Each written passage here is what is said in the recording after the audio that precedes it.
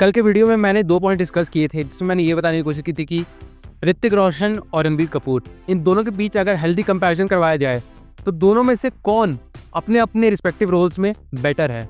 और उसी वीडियो को कंटिन्यू करते हुए मैं लेकर आया हूँ, जिसमें मैं अगेन से ऐसे और सारे पॉइंट्स और ऐसे और सारे रोल्स को डिस्कवर करूंगा, जिसके चलते हमें ये बेटर इंसाइट मिलेगा हु इज बेटर। और इसी बात के साथ अब हम आते हैं अपने तीसरे पॉइंट पे। बट इस पॉइंट को डिस्कस करने से पहले मैं आप लोगों के साथ एक छोटा सा पॉइंट शेयर करना चाहता हूँ। देखो, हमें किसी एक्टर को मासी रोल्स में देखना पसंद है, क्लासी रोल्स में भी देखना पसंद है, लेकिन सबसे ज्यादा वो कैरेक्टर हमारे साथ रेजोनेट तब करता है ना, जब वो हमारी एज के कैरेक्टर को लाइक प्ले करता है। एंड सेम चीज ऋतिक रोशन एंड रणबीर कपूर ने अपने करियर के इनिशियल स्टेज में की थी। जी हाँ, मैं बात कर रहा हूँ ऋतिक रोशन की फिल्म लक्ष्य की और रणबीर कपूर की फिल्म वेकअप सेट की। यहाँ पर अगर आप इन दोनों फिल्म में इन दोनों कैरेक्टर्स को देखोगे तो आपको एक चीज कॉमन देखने को मिलेगा, और वो है एक भटका हुआ युवा। जहाँ पर ये दोनों कैरेक्टर्स अपनी लाइफ को लेकर बिल्कुल भी सीरियस नहीं है, जो कि मैक्सिमम लोगों का एटीट्यूड होता है। लेकिन फिर इन दोनों फिल्मों में वो जिस तरीके के लोगों से मिलते हैं, जिस तरीके की सर्कमस्टेंसेस पैदा होते हैं और जिस तरीके की जर्नी से वो गुजरते हैं, उसके चलते हम इन दोनों कैरेक्टर्स के बीच एक ग्रोथ देख सकते हैं, जो जब ये फिल्में रिलीज हुई थी उस वक्त भी रेलेवेंट था और आज के टाइम पे भी ये रेलेवेंट है। और अगर यहाँ पर हम एक्टिंग या फिर ओवरऑल फिल्म की भी बात करें ना, तो मैं डेफिनेटली इन दोनों के बीच कंपैरिजन नहीं कर सकता। ये दोनों फिल्में बहुत ही ज्यादा अच्छी फिल्में हैं, जो मेरे हिसाब से हर यूथ को एक ना एक बार जरूर से देखनी चाहिए। और इन दोनों फिल्मों में इन दोनों एक्टर्स ने अपनी एक्टिंग की लाइक ट्रू सेंस को ऑडियंस के सामने रखा था, वो भी अपने करियर के बिल्कुल शुरुआती स्टेज में, जो कि सोचने पर भी हैरान कर देता है। क्योंकि हम देख सकते हैं कि एक्टर्स जैसे टाइगर श्रॉफ, वरुण धवन, इन एक्टर्स ने अपने करियर के इनिशियल स्टेज पे ज्यादा ऐसी फिल्में नहीं की थी।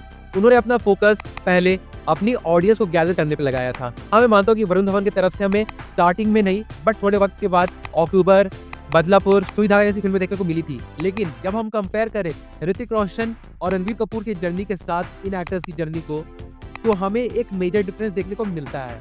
और इस वजह से मैं इन दोनों फिल्मों को सेम कैटेगरी में रखता हूँ, ना किसी को थोड़ा ऊपर ना किसी को थोड़ा नीचे।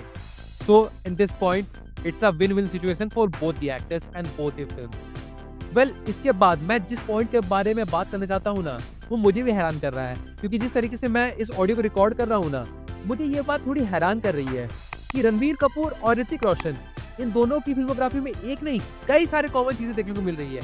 जैसे मैंने स्टार्टिंग में बताया, एक बायोग्राफी फिल्म, फिर उसके बाद मैंने बताया एक मासी फिल्म, फिर उसके बाद मैंने बताया एक मोटिवेशनल फिल्म, और उसके बाद अब मैं बात करने वाला हूँ लाइफ को नई नजरिए से दिखाने वाली फिल्म के बारे में।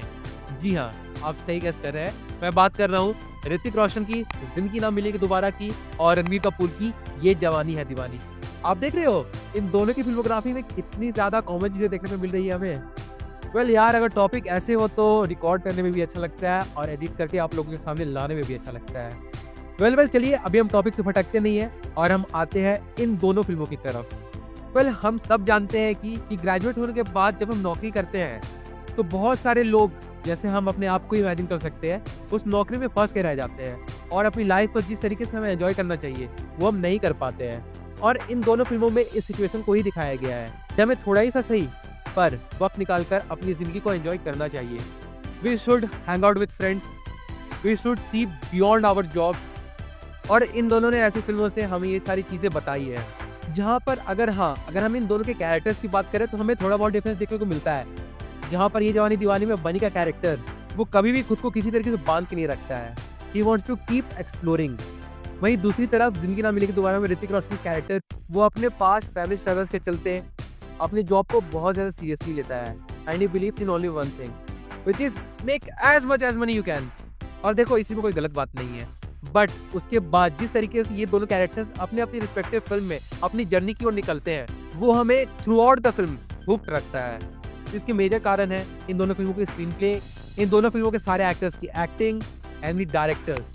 और इन दोनों फिल्मों में एक कॉमन चीज भी है, और वो है इन दोनों फिल्म की एंडिंग, जहाँ पर हम किसी भी कैरेक्टर की लाइक जर्नी को आगे प्रेडिक्ट खुद से नहीं कर सकते हैं। There is some sense of uncertainty, जहाँ पर ये दोनों फिल्में ऐसे एंड पर जाकर रुकती है जो हमें किसी भी वे में कोई भी क्लियर आंसर देके नहीं जाती कि आगे क्या होने वाला है। भले फिल्म में हमें ये दिखाया जाता है कि they have realised their mistakes and they are going to live their life in more better way, but still वो कहते हैं ना, लाइफ इज अनसर्टेन। इसलिए हम ये बिल्कुल भी प्रेडिक्ट नहीं कर सकते कि इनकी कहानी किस तरफ जाने वाली है आगे जाकर। और इसलिए अगर हम इस सेंस को भी कंसिडर करें तो ये फिल्में बहुत ही ज़्यादा अच्छी फिल्में साबित होती है, जो उस वक्त पे जब ये रिलीज़ हुई थी और आज के वक्त और आने वाले वक्त पे हमेशा रिलेवेंट रहने वाली है। बट स्टिल अगर आप मेरा ओपिनियन जानना चाहो तो ज़िंदगी Na Milegi Dobara is better than Yeh जवानी है दीवानी। और उस चीज़ का एक कारण भी है कि ज़िंदगी ना मिलेगी दोबारा में जो कबीर का कैरेक्टर रहता है उससे बहुत ज़्यादा हाइप करके नहीं दिखाया गया है। जब आप कंपेयर करो ये जवानी दीवानी के बनी के कैरेक्टर से, जहाँ पर फिल्म के एंट्री सीन से लेके या फिर अदिति के वेडिंग एंगेजमेंट में कबीर की एंट्री को लेकर वो बहुत ही ज़्यादा हाइप कैरेक्टर लगता है, जो कि अगर आप फिल्म के एटमॉस्फेयर से कंपेयर करो तो वो थोड़ा अननेचुरल ज़रूर लगता है। और बस इसी छोटी सी चीज़ के चलते मेरे लिए ज़िंदगी Na Milegi Dobara is a better film than Yeh Jawaani Deewani. But ऐसा नहीं है कि ये जवानी दीवानी इस कारण तो बहुत ज़्यादा घटिया फिल्म, बिल्कुल भी नहीं। It's a very very good film. और हाँ, चलो इस चीज़ को भी लेकर लोगों का अपना ओपिनियन होगा तो उसे भी कमेंट में ज़रूर बताइएगा। जहाँ तक मुझे लगता है इस कंपैरिजन के चलते तो मुझे गाली पड़ने वाली है ज़रूर से। वेल कोई बात नहीं, जितनी ज़्यादा कमेंट आएंगे उतना ज़्यादा मेरे लिए अच्छा होगा। वेल इसके बाद मैं इन दो एक्टर्स के बीच और ज़्यादा कंपैरिजन करना चाहता था, बट जब मैंने इनकी फिल्मोग्राफी को देखा तो मुझे और ज़्यादा कॉमन चीज़ें तो वेल मिली नहीं। जैसे ऋतिक रोशन की फिल्मोग्राफी में पैट्रियोटिक फिल्म से लेकर एक्शन फिल्म ये सारी चीज़ें हैं, बट जब मैं रणबीर कपूर की फिल्मोग्राफी को छान रहा था तो उसमें मुझे ना पैट्रियोटिक फिल्म मिली और ना ही कोई एक्शन फिल्म मिली। तो मैं उस बेसिस पे तो इन दोनों एक्टर्स के बीच कंपैरिजन बिल्कुल भी नहीं कर सकता हूँ। सो लेट्स जस्ट वेट कि जल्द से जल्द रणबीर कपूर एक प्रॉपर पैट्रियोटिक और एक प्रॉपर एक्शन फिल्म लेकर आए। वेल तब तक के लिए हम वेट कर सकते हैं। बट कंपैरिजन यहाँ पर ख़त्म नहीं होती है, क्योंकि अब हम आने वाले फाइनल कंपैरिजन की तरफ, जहाँ पर हम कंपेयर करने वाले हैं दो सुपर हीरो फिल्म्स की। जी हाँ, ऋतिक रोशन की क्रिश और रणबीर कपूर की ब्रह्मास्त्र। वेल अगर देखा जाए तो Krrish is far better film than Brahmastra, और ये बात तो मैं आंख बंद कर बोल सकता हूँ कि हाँ, Hrithik Roshan played a better super hero on screen when compared to Ranbir Kapoor in his film Brahmastra. और उसके पीछे कई से कारण है। इसमें सबसे पहला कारण आता है ब्रह्मास्त्र की पुअर स्क्रीन प्ले, जहाँ पर अगर मुझे ऑप्शन दिया जाए ना कि मैं रणबीर कपूर के ब्रह्मास्त्र पार्ट 2 को देखना चाहूँगा या फिर ब्रह्मास्त्र फिल्म में जो शाहरुख खान का कैरेक्टर था वानर अस्त्र, उसके बारे में कहानी देखना चाहूँगा, तो मैं डेफिनेटली शाहरुख खान के वानर अस्त्र की कहानी को चुनूंगा। और ये बात सिर्फ मेरा कहना नहीं है, इस चीज़ को आप बहुत लोगों से वेरीफाई कर सकते हैं। और ये चीज़ केवल स्क्रीन प्ले की वजह से नहीं, कैरेक्टर के ऑरा की वजह से भी डिफाइन होती है। और ऐसे ही कई कारणों के चलते ब्रह्मास्त्र एक बेटर फिल्म नहीं बन पाई थी, और इस कारण के चलते भी इन दोनों फिल्म के बीच में ज़्यादा कंपैरिजन करना बनता नहीं है। क्योंकि अगर हाँ हम एक्टिंग की बात करें तो जिस तरीके के कैरेक्टर रणबीर कपूर को दिए गए थे उन्हें तो रणबीर कपूर ने बहुत अच्छे से प्ले किया है, बट एक एक्टर एक डूबी हुई नाव को कितनी ही दूर तक उठा सकता है, और यहाँ पर वो डूबी हुई नाव ब्रह्मास्त्र है, जिसमें मैं जितनी भी ज़्यादा तारीफ करना चाहूँ ना इस फिल्म की, मैं उतना ज़्यादा फेल हो जाता हूँ। And that's why hands down Krrish is a better super hero film than Brahmastra. And definitely Hrithik Roshan ने एक सुपर हीरो के कैरेक्टर को बहुत अच्छी तरीके से पुल ऑफ किया था, जिसका क्रेज हम उस वक्त भी देख सकते थे जब ये फिल्म रिलीज हुई थी, और आज के वक्त में भी देखते हैं जब भी बात क्रिश के थर्ड पार्ट की आती है। एंड दैट्स वाई इस पॉइंट में भी जो क्लियर विनर है वो है ऋतिक रोशन। और इसी के साथ ये फिल्मों वाला कंपैरिजन खत्म होता है और हम आते हैं अब कंक्लूडिंग पार्ट्स पे। तो वेल नाउ अगर अब हम वर्सेटैलिटी की बात करें तो इन दोनों एक्टर्स ने अपने करियर के इनिशियल स्टेज से ही अलग अलग फिल्में करके दिखाई है, जहाँ पर इन दोनों एक्टर्स से किसी न किसी जॉनर के फिल्मों में चूक हुई है, बट स्टिल इस बात से कोई भी डिनाई नहीं कर सकता कि these two actors are the pillars of current Bollywood industry. और अभी काफ़ी सालों तक ये दो एक्टर्स बॉलीवुड में रूल करने वाले हैं। बट अगर आप मेरा पर्सनल ओपिनियन जानना चाहो तो मैं बता देता हूँ कि for me Hrithik Roshan is a better actor than Ranbir Kapoor.